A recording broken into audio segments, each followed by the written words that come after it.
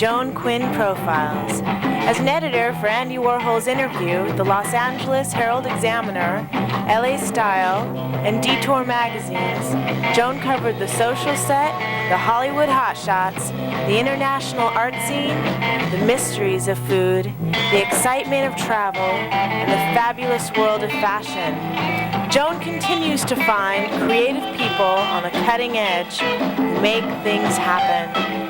Here's Joan Agajanian Quinn. Hi, I'm Joan Quinn, and welcome to the Joan Quinn Profiles. Waiting to be profiled are actor, author Michael Kostroff and artist Elizabeth Colomba. Elizabeth's work is on the set today. Native New Yorker Michael Kostroff was one of those talented kids who went to the High School of the Performing Arts.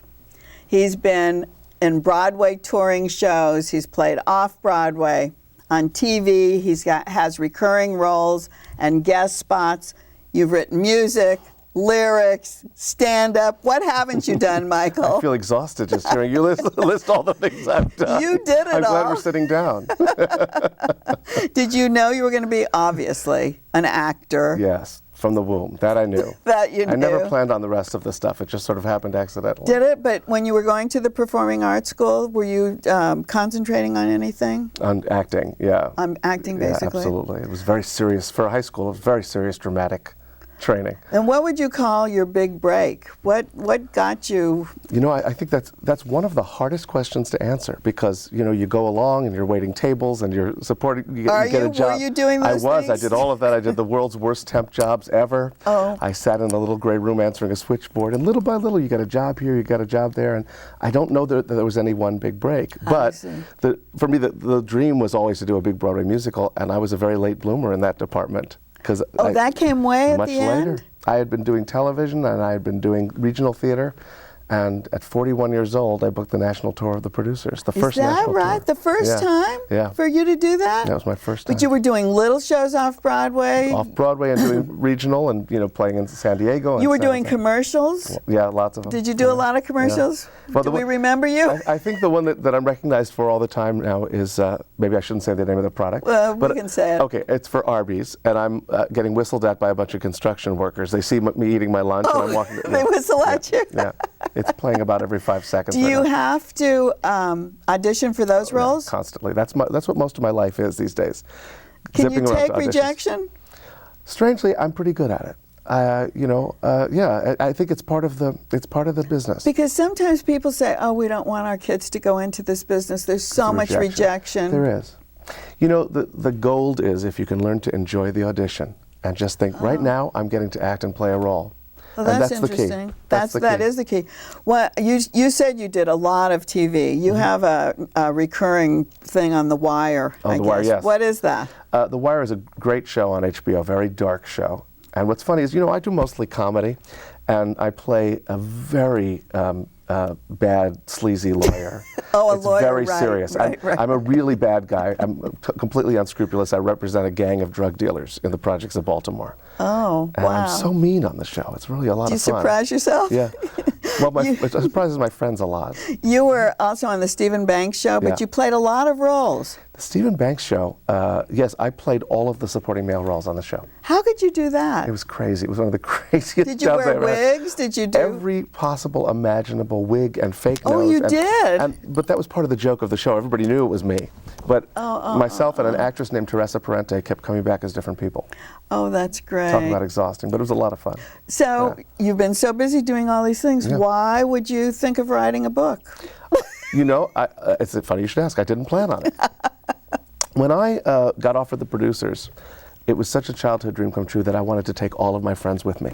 So every time we'd stop in a different city, I would write these long emails. And I'd sent them all out, and people started asking for them, and I grew a readership, and all of a sudden I got a call from a publisher asking to publish my book. I didn't know that they knew about it. But you had a book. Yeah. So here's this trunk. Yeah. And I love that all these little things go to the cities where you were touring. Absolutely. And it's only about the tour with the producers? No, just when I was ready to get off the road, I got offered Les Miserables. And so I turned right around and went back on the road for another year. But I couldn't resist because I was playing what's everyone's favorite role, the evil innkeeper Thénardier, the master of the house. This is yeah, God, look at you. Talk about a horrible character. But look at what a clown he looks like. Every time he comes out, you really want to hate him because he's so mean. Yeah. But he looks like a clown. You don't think you can hate a clown, right? Well, everybody loves a clever swindler, and that's what he is. Oh, is that what he cheats everybody out of everything, and it's a really fun. But also, then I have this one too of you. That's harder to see, but I think they let me go days without shaving and black out my teeth and wear dirt. It was really a lot of fun, and plus I got to have hair. So when you were auditioning for the producers, yes, did you had to audition in front of Mel Brooks? Oh my goodness, yes, Mel Brooks. Were you nervous? The only reason that I wasn't nervous is because I said to myself, forget it, you'll never get this job. Don't get nervous. It's not worth it. Just have fun. I see. And I grew up listening to Mel Brooks. I don't know if you know the 2,000-Year-Old Man recordings. Everybody should go out and get these recordings. They're hilarious. I was in awe, but I thought, I want to enjoy it. I'm not going to let myself be nervous. So I went in the room, and they were nervous because they wanted to cast the show, and it was very quiet. And this is the first touring company, right? First tour. It had been on Broadway, tour, and this is the big Broadway tour, so it had to be. Yeah. And I went in, and they were very quiet. And just as I was about to sing, two of the assistants left. So I said, I don't know what it is. Every time it's announced I'm going to be singing, people put on their coats and leave. And Mel Brooks fell out of his chair laughing. This is our guy. I could die happy. I made Mel Brooks laugh, if nothing else. Listen, yes. We have all these different roles that you played. Oh, so yeah. when you auditioned, did you audition for the lead role? What did you do? They had me do so many different things, I didn't know what they were going to cast me so as. here's one. That is Kevin, the costume designer, who is the gayest thing you've ever seen. And I love that. Look at the blonde hair they gave me. Do those wigs stay on? They stay on. They build them like hats because we have to do very quick changes. They go right on and right off. Oh, I see. Yeah. Okay.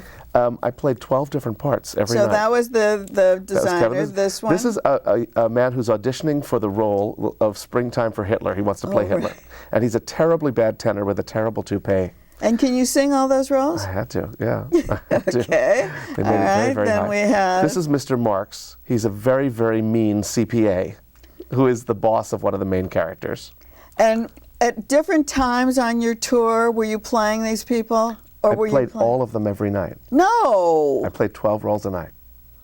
I changed I clothes. thought you were changing roles. Every night I started out as a newspaper man, and I went to and you had to put this dress on? That was one of the roles I understudied. And now I'm regretting bringing the photo. But one of the roles I understudied was Roger Debris, who's the worst stage director in New York City. That's his character. So it's a lot of fun. But I changed clothes 17 times, something like 17 times a night. Because in one song, in the Springtime for Hitler number, I played 4 parts within the song. So you went out and came back and went constantly. And the evening flew by every night. It must have been so much fun, A lot of fun. And I also understudied 2 roles, Roger Debris, and also the lead role, which is originated by Nathan Lane. Which was so great, Yes, right? A great part. And terrifying. Terrifying. He's never off stage. That's right. And sure enough, we were... So how do you remember all his lines and these lines and understudy lines? Mostly fear. No, they rehearse us meticulously because it's a Broadway show. They're not going to take any chances. So that we had, all the time we were traveling on the road, every other week, I would have an entire run-through of the show as Max. So we were in Cleveland, and I get the call one morning, and they said, "You're on," and I had to just do it. So was this an email that you sent? What about those haunted stories, haunted theater stories? You were all over the U.S. Mm-hmm. Were there really haunted theaters? There really were. We were. Actually, I was someplace the other day, and she said, well, this theater is haunted. I said, what do you mean? She said, oh, yeah, it's haunted. I come in early in the morning. And I said, what's that light they put there? She says, it's the ghost light. It keeps him away. That's right. So tell us about that. Well, there's a chapter in my book called Tales of the Haunted South. Because when we were in the South, we played several theaters that were reputed to be haunted, and they take it very seriously. There's a coffee table book about the Orpheum Theater in Memphis, and they dedicate a whole chapter to this ghost, Mary. She was a little girl who loved the theater, and she got run over by a streetcar. And they say she still comes to see every show, and if she doesn't like the show, when you look up at the box seats, all the chairs are turned away from the stage. That's her bad review. Does it really happen? it happens. Fortunately, she liked Les Mis. However, that's what you were in then. however, they say that where ghosts are present, there are mechanical failures. Oh, right. And for people who don't know, Les Mis is staged on a turntable which moves constantly. How did you learn to do that? Well, I just want to finish. Yeah. In the haunted theaters, the turntable broke down. So that was our evidence that there were ghosts. Yeah. And you had to learn how to jump on and off On and off that. the turntable, yes, yes. It's a very strange thing going to work and your floor moves. They teach you how to leap on and leap off, but I never quite learned it. So I would just sort of Am I gonna hope make for the it? best. And it was like a drunk taking a sobriety test and failing every night. It was really strange. You have a story. Yes. You tell stories about all these things, Yes. but is Dr. Footlights like the ghost lamp? No. Dr. Footlights is the name of it's theater lore. It's the name for a strange syndrome whereby sometimes when a performer is sick, he's able to just pull it together to do the show. Backstage, you could be ready to faint, ready to pass out, and you get out there and the lights hit you and something takes over, the adrenaline, and you're able to do your job. And I've done shows like that where as soon as the show was over, I had to go. I mean, I was sick. I just got They it. call that Dr. Footlights. I just got it. The Yeah. Footlights brings you there. It keeps you alive. That's right. But you had a mental health day too. Talking about one doctor. You have mental read the book. Yes, well, I don't know if they have this in other businesses, but in theater we call it Mental Health Day. It's when you call in sick when you're not really sick, but after hundreds and hundreds and hundreds of performances, you simply can't do on that day. And that happened to me in Detroit. I was in this wonderful hotel that had a kitchen, and I looked around, and I had food, and it was warm, and I had a fireplace, and outside it was snowing and gray. I thought, I think I'm not going to work today. Isn't that kind of like, don't you feel guilty? I felt horrible. Horrible. Still, Still, you the fire was nice, and I got over it. You have Jason Alexander writing a Yes. forward. How Jason's did a you lovely do man. that? Well, I've known Jason for years. He's one of the loveliest men in show business. And also, he did the producers with me when the show played L.A. Oh, I He played see. the lead, and I was his understudy. Oh, Yeah. and you were playing all these other roles too? Yes, yes, and understudying Jason. So he wrote this? He wrote the foreword for me, which was very sweet. And he's a lovely man. Well, how do you keep playing these hundreds and hundreds of things? Yeah. How do you keep yourself fresh? Burnout is a real danger because it seems like the best job in the world, but after 200-300 performances, you can really go nuts. And do you think to yourself, am I doing it right? Yeah, you can lose your perspective. So I have a technique. What I do is before the show, I go around to the front of the theater and I watch the people going in to watch the show. Oh, and I really? think, I'm doing the show for this. I pick one person out and I say, I'm doing the show for them tonight. And you know what? You came out after a stint at the Colonial Theater and you didn't talk to one of those people. Yeah. And I read that part of did, the book, yeah. yes, and you felt so terrible. I did. I felt really like a heel. I sort of rebuffed this guy, and I thought about it for days. And I kept hoping he would come back because he was a real Les Mis fan. Which he did. And I was relieved he did. I needed to apologize to him because I got involved in myself, and I didn't pay attention to him. I think the other thing that was so much fun about the book, you start reading it, you don't want to put it down Thank because you know that something's going to happen, right? Always. You've got something going on. But I started reading and I thought, I've been to the Colonial Theater. You talk about great the theater. theater as being like a little gem and a beautiful It's place. my favorite. One of the reasons In it was my Boston. yeah, beautiful theater, and also there's an intimacy about it where you feel like the audience is right there on stage. But you also have other favorites. Oh, well, the Fox Theater in Atlanta is amazing. I mean, I always think someone loved theater so much that they designed these palaces. I know, aren't they beautiful? They They're are beautiful. beautiful, yeah. But I like a performance really is a communication between the audience and the performer, and I like when we can see them and they can see us, and there's an intimacy. Can you see them? We can see them. Do you People notice don't know. that? We see when you come late. We see when you talk during the show. The worst is when people leave during the curtain call. It's heartbreaking. Can you tell? Yeah. It's heartbreaking. It's like going to a restaurant and not leaving a tip. And people are so anxious to get to their cars, and we're like, We're didn't going, you like the "Thank show? you." It means a lot to us when you stay and applaud for us. Oh, Yeah. I didn't think about Yeah. that. Well, now you'll know. No, oh no, I never leave. I know you I don't. like I'm going, just teasing you. rushing to the Yeah. stage to see Yeah. them up close. The best yeah. thing is I love the people who wait till the end till the orchestra finishes playing. I love Those that. are the diehards. Yeah. What about, do you actually live out of a trunk?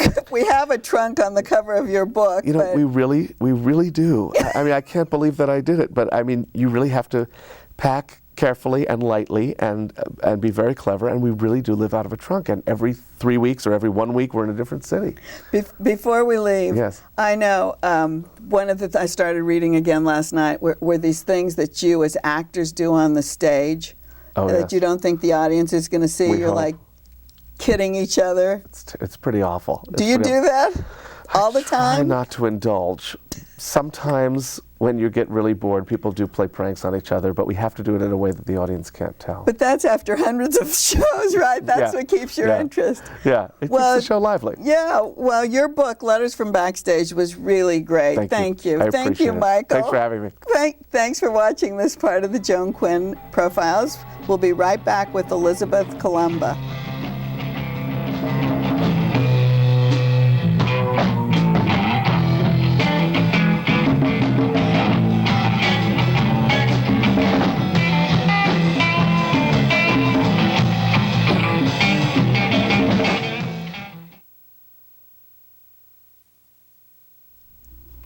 Hi, I'm Joan Quinn, and welcome back to the Joan Quinn Profiles.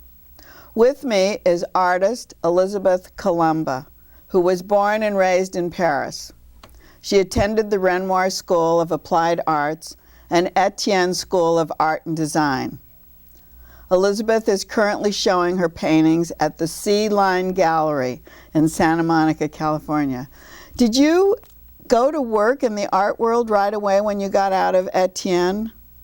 Not kind of. I actually started working in advertising, doing storyboards. Oh, what's a storyboard?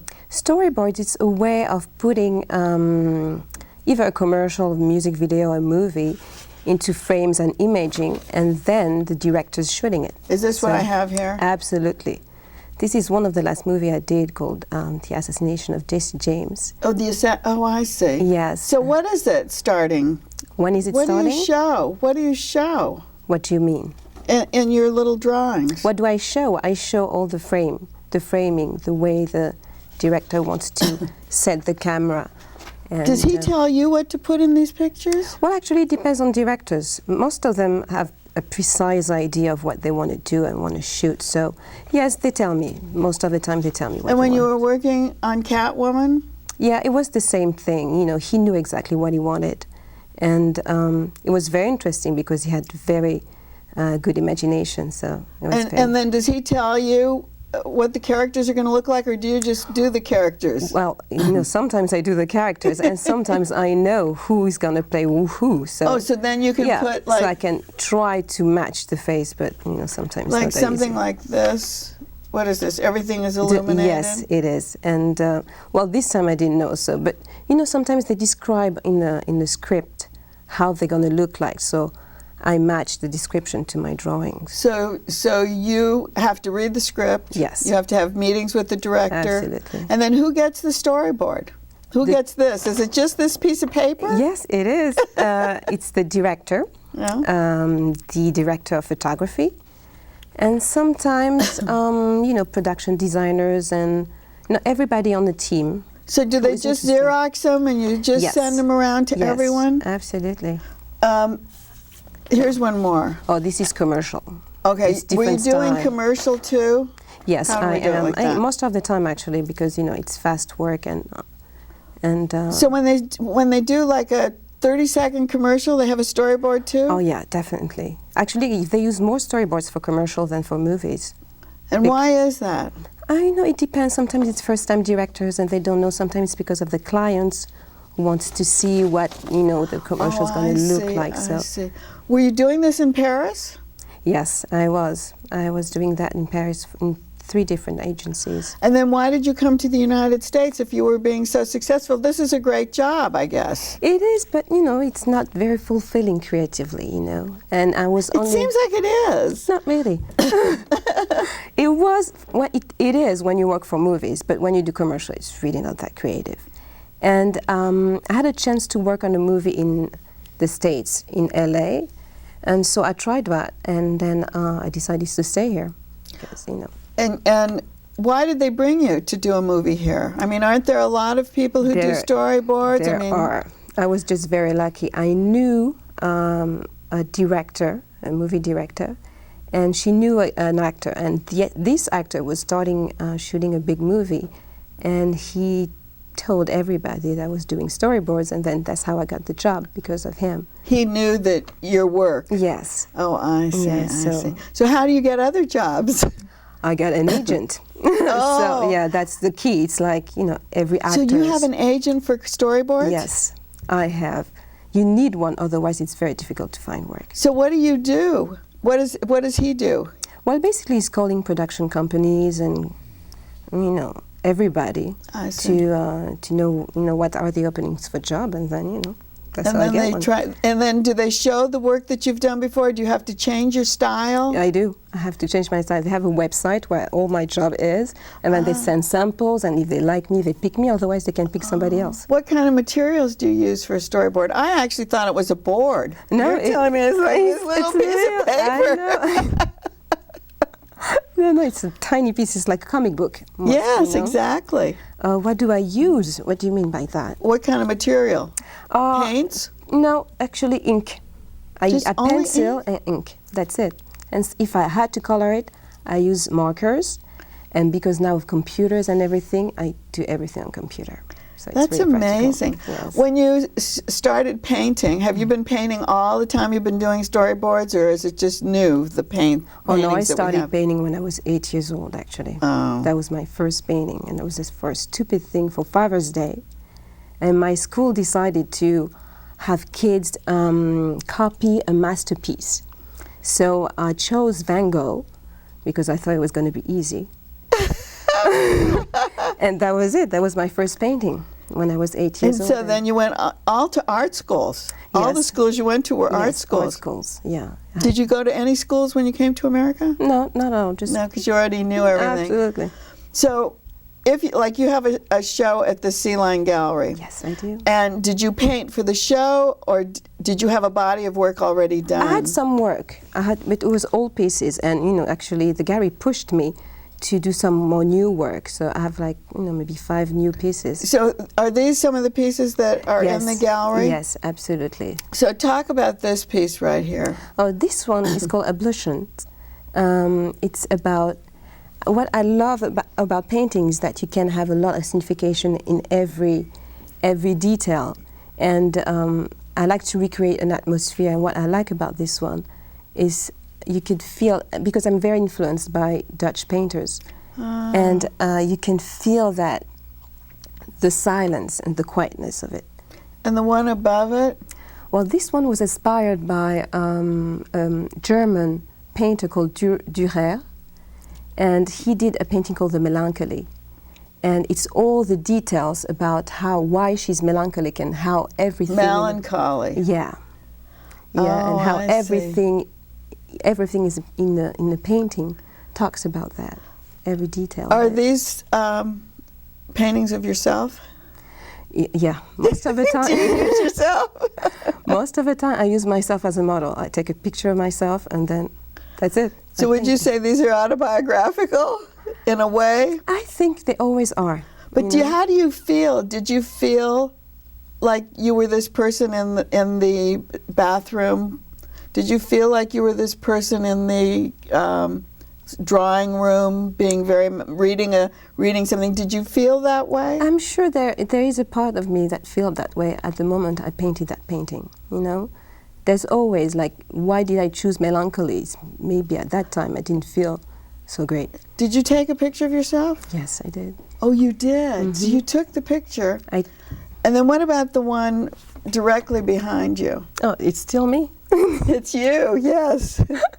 It's still me. Well, this one is about, it's the title of it, it's The Hunt. And it's about, and there's a lot of symbolic in this painting, and it's about how the situation of a female in that time was not easy. Oh. You know. So if you were doing a commission, how would you start the commission, and what would you decide that the background should be? Or did you just paint a person straight away? I would paint the person, but you know, I would have to talk to that person and to see what she is like or what he's like, what he's found of. A lot of I need a lot of information to create something that's similar to the person I'm going to paint. And then what do? Do you have the person sit? I have the person sit, I take a picture of that person in different angles, Ah. and then I will talk to that person, what kind of decor would you like to be put in? Oh, you wouldn't decide yourself. No. No, because you never know, maybe they won't like it. I see. You know? And then? And then, you know, I create, and I use, I don't know if you see that in all my paintings, I use a lot of paintings, because I think they talk about the subject as well, so it gives you a hint. So I would like to say also, and to ask the person, what kind of painters do they like? What kind of painting they appreciate, that I can put it in the background. What material, what do you paint with? Oil. Oh, these are all oils? Yes. You must use a very fine brush. Yes, I do. Because the work is so precise. Yeah. And do they tell the story? Do you read stories to be inspired, or Oh, do you see definitely. works in museums? Definitely. I'm very inspired by, you know, the old way of painting, which was The old telling masters? us, yeah, it was a way to tell a story. It was not, I mean, you have the first impression of what you see, but then you can also analyze it, and then there's even more. There's a bigger explanation behind it. But what kind of style would you say? Because you work in a lot of different styles. Well, I don't know, actually. I'm not really sure. I want to say that I'm classical. Yeah. Because you know, I use all the old way of painting, and I use oil, and even my composition is very classical. So I would think that would be in that type of paintings. Have but things changed since you've moved to America? I don't know how long you've been here. How long have you been here? I think 7 years. Only 7 years. Yeah. So are your ideas changing? Are you being influenced by anything around here? I have been influenced very much so, mostly because I'm painting black women in general.